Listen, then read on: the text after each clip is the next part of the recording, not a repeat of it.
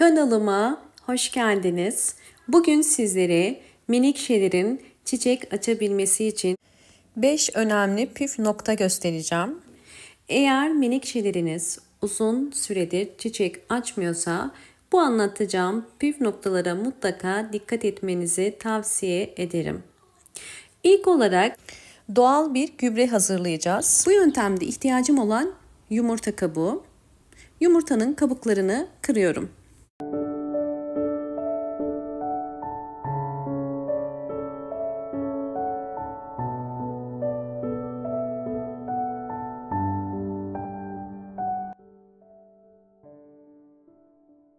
Kırdığım yumurtanın kabuklarını, beyazları iyice çıkıncaya kadar çeşmede yıkadım. Şu anda yumurta kabuklarının içi temiz ve bunları güneşte kurutacağım ya da fırında da kurutabilirsiniz. Bu yumurta kabukları daha önceden güneşte beklettiğim ve kuruttuğum yumurtalar. Bu yumurta kabuklarını robotta toz haline getireceğim. Yumurta kabuğu içerisinde bol miktarda kalsiyum var. Her bitkinin mutlaka kalsiyuma ihtiyacı olur. Özellikle evde yetiştirdiğiniz bitkilerde toprağı zenginleştirebilmek için bu tarz gübreleri kullanmanızı tavsiye ederim. Bitkinizin daha hızlı büyümesine, yaprak ve çiçek çıkarmasına yardımcı olacaktır. Şimdi toz haline getiriyorum. Videomu buraya kadar izlediyseniz ve beğendiyseniz hemen beğen tuşuna basıp kanalıma da abone olup destek verebilirsiniz.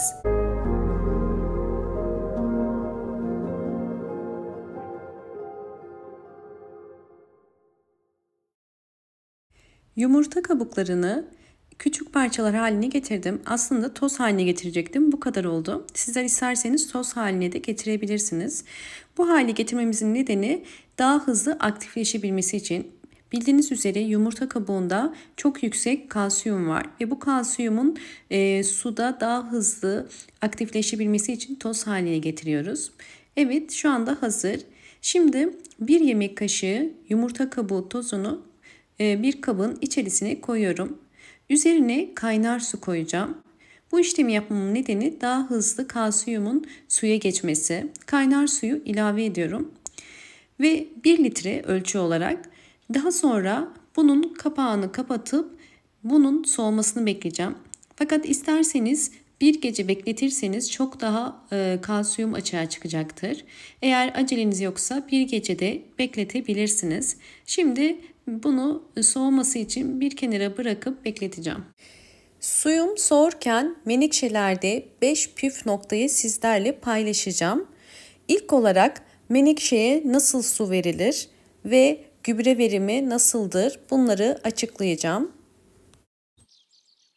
Menekşenizin ekili olduğu saksının altı mutlaka delikli olmalı ve ikinci saksı kullanmalısınız.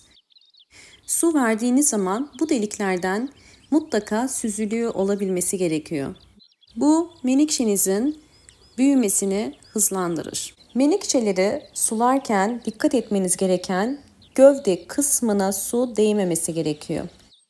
Çünkü bu tarz sulamalarda menekşe hızlı bir şekilde yaprakları çürür ve solmaya başlar.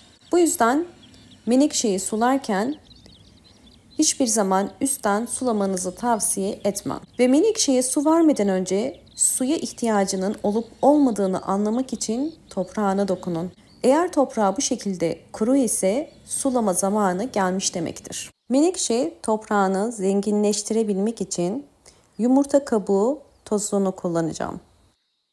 Yumurta kabuğunda bol miktarda kalsiyum var. Yumurta kabuğundan 1 kaşık menekşenin üst toprağına bu şekilde döküyoruz. Daha sonra kaşığın arka kısmıyla toprağı karıştırıyorum. Bu şekilde yumurta kabuğunun toprak ile karışmasına yardımcı oluyoruz. Ve böylelikle her sulama zamanında menekşe vitamin ve mineral desteğini sağlamış olacağız.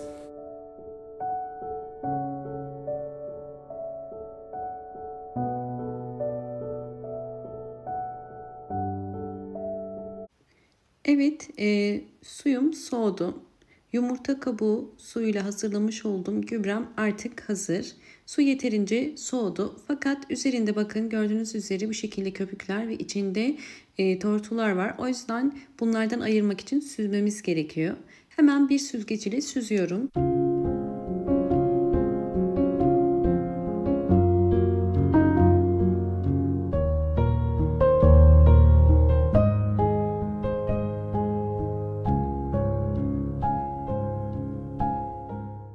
Çiçeksiz menekşeleri bu karışımdan 8 yemek kaşığı kadar verebilirsiniz. Menekşe bakımında çiçek açması için mutlaka sıvı bitki besinlerine dönüşümlü olarak vermeniz gerekiyor. Menekşeye su ya da gübre verirken üstten sulama yöntemini tavsiye etmiyorum. Çünkü gövdeye su girmemesi gerekiyor. Kesinlikle direkt menekşenin gövde kısmına su dökmeyin ve gövde kısmına su girmemesi gerekiyor. Yoksa gövdede çürümeler başlar ve yaprak sararır. Her zaman kenardan su vermeye çalışın. Menekşelerde kök çürümesinin en büyük nedeni fazla sulama ve yanlış sulamalar. Bakın ya da ikinci yöntem olarak bir saksının ikinci saksı kullanıyorsanız içerisine gübre ya da suyu koyup menekşeyi direkt içerisine oturtmak. Böylelikle gövde kısmına direkt su girmediği için menekşelerde çürüme olmaz. Bu karışımı ayda bir kere vermeniz yeterli. Menekşemin gelişimini sizlerle zaman içerisinde tekrar paylaşacağım.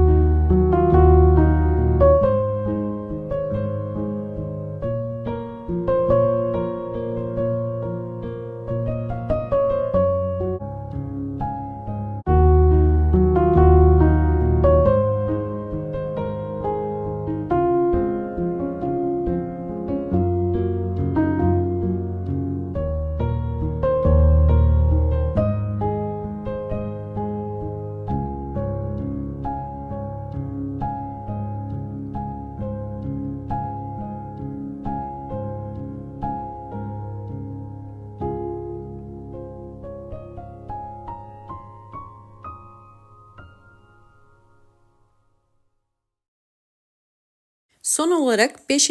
püf nokta toprak seçimi. Menekşeler için nasıl bir toprak seçimi yapmamız gerektiğini paylaşacağım.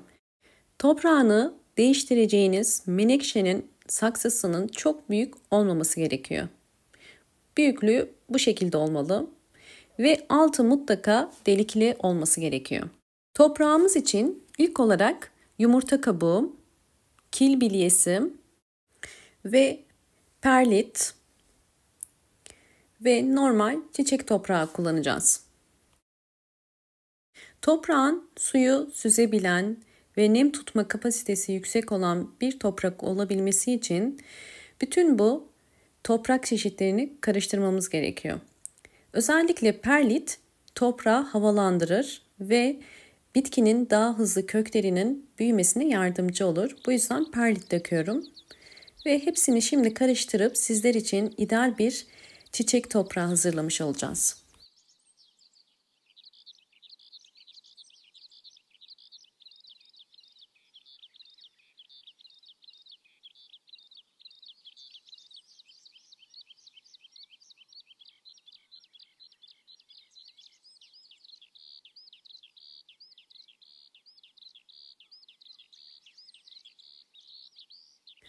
Çiçek ekerken drenaj oluşturabilmesi için saksının en altına kil bilyesi koyuyoruz. Ve daha sonra hazırladığım torflu toprağı da üzerine koyuyorum.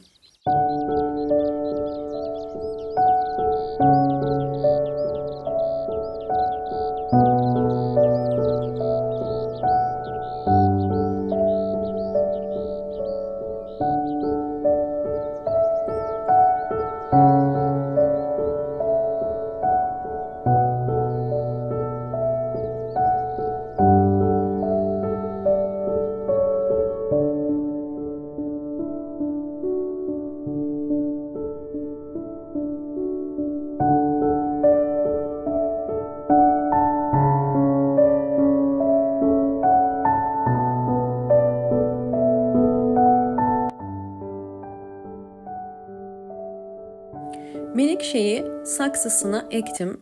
İlk suyunu veriyorum. İlk suyu verirken üstten vereceğim. Çünkü toprak çok kuru ve toprağın aşağı çökebilmesi için suyu ilk olarak üstten veriyorum.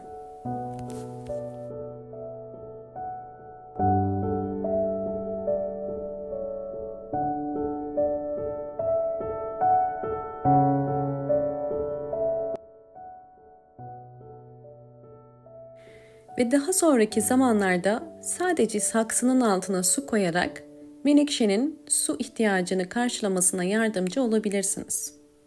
Aynı yöntemle ektiğim ve büyüttüğüm bu da başka bir menekşem. Şu anda gayet sağlıklı ve canlı yaprakları var ve artık çiçek vermek için hazırlanıyor. Sizlerle tüm menekşe bakımının püf noktalarını paylaştım. Umarım bu videom sizler için faydalı olur. Videomu buraya kadar izlediğiniz için teşekkür ediyorum. Hoşça kalın, sağlıkla kalın.